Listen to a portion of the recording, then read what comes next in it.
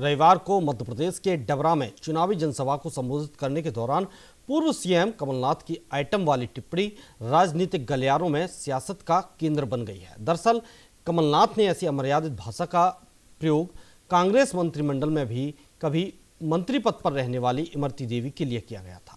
Imarti Devi MP की वर्तमान शिवराज सरकार में भी मंत्री हैं, जो विधानसभा का उपचुनाव लड़ने वाली हैं। हालांकि कमलनाथ को अपने आइटम वाले बयान पर जरा भी दुख नहीं है। कमलनाथ के मुताबिक उन्होंने कुछ भी गलत नहीं कहा। तो वहीं बीजेपी ने भी अपनी साथी महिला मंत्री इमरती देवी के सम्मान की लड़ाई लड़ रही है और कांग्रेस पार्टी से कमलनाथ के खिलाफ कार्रवाई की मांग कर रहे हैं। रिपोर्ट देखिए।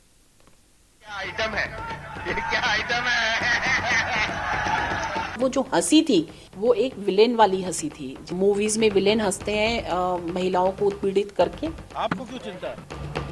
मध्य प्रदेश में मंत्री इमरती देवी पर पूर्व सीएम कमलनाथ की आइटम वाली टिप्पणी पर सियासत का पारा हाई होता नजर आता है। एक तरफ राहुल और सोनिया गांधी के बेहद करीबी माने जाने वाले कांग्रेस के नेता कमलनाथ अपने बयान पर टिके हैं और माफी मांगने से साफ इनकार कर रहे हैं, तो वहीं केरल के वायनाड दौरे पर पहुंचे राहुल गांधी ने कमलनाथ के बयान पर नाराजगी जाहिर कर दी और माना कि कमलनाथ को इस तरह की अमर्यादित टिप्पणी नहीं करनी चाहिए थी। I think one cannot treat women with disrespect. One cannot. Kamalnath ji is from my party, but I don't like personally the type of language that Kamalnath ji is using, and I don't appreciate it. I think it's unfortunate.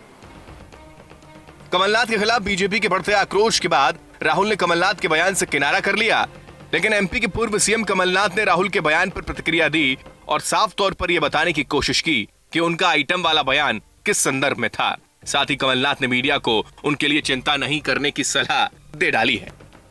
तो राहुल जी की राय है और उनको जो समझाया गया कि किस संदर्भ में मैंने ये कहा था, मैंने तो साफ कर दिया मैं किस संदर्भ में कहा था।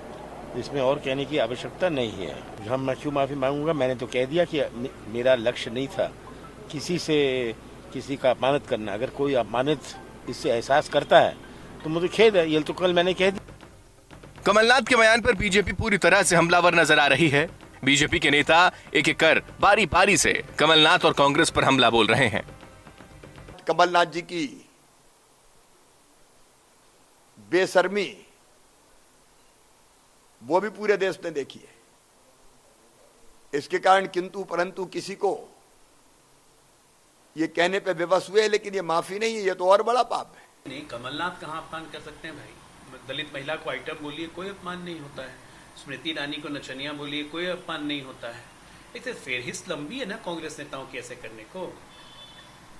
जिन्ना समर्थक को टिकट दीजिए, देश का अपमान नहीं होता है। पाकिस्तान में जाके बोलिए कि हिंदुस्तान से अच्छा काम पाकिस्तान ने किया कोरोना में, देश का अपमान नहीं होता है। कांग्रेस कहाँ अपमान करती है? कांग्रेस ने हमेशा देश का सम्मान ही किया है। जय कांग्रेस पार्टी। मुझे लगता है कि कमलनाथ जी का बयान बड़ा घोर आपत्तिजनक है, लेकिन कांग्रेस के नेताओं का जिस प्रकार से शब्दावली में और अपनी भाषा में निरंतर गिरावट देखने को मिलती है, लगता पैमाने टूट गए हैं। और मैं ये मानता हूँ कि व्यक्ति की भाषा उसकी परवरिश बताती है। जहाँ तक सवाल कमलनाथ जी का है, कमलनाथ जी की आदतें और उनकी नीयत हमेशा से विवादास्पद रही है।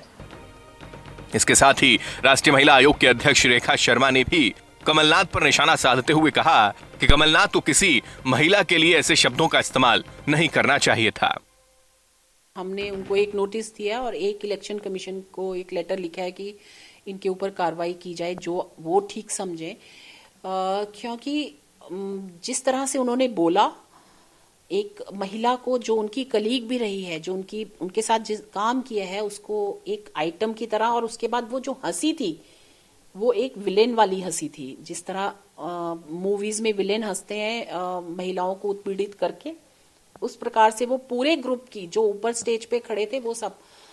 और आज उनका जब मैंने एक उसकी जवाब पढ़ा है कि जब उनसे पूछा गया कि उन्होंने ये किया है, तो उन्होंने ये बोला कि वो मैं एक लिस्ट में पढ़ रहा था और उसमें आइटम वाइज था, तो मैंने इसलिए आइटम 1 आइटम 2, और जो बिल्कुल झूठ है, ऐसा नहीं था। सारी दुनिया ने देखा उन्होंने क्या किया। एक तरफ महिला के खिलाफ कमलनाथ की टिप्पणी पर सम्मान का सियासी संग्राम छिड़ा है, तो मध्य प्रदेश में ही मंत्री और अनूपपुर के बीजेपी के प्रत्याशी बिसाहूलाल सिंह ने कांग्रेस प्रत्याशी विश्वनाथ सिंह पर गंभीर आरोप लगाते हुए उनकी पत्नी को लेकर आपत्तिजनक टिप्पणी कर डाली।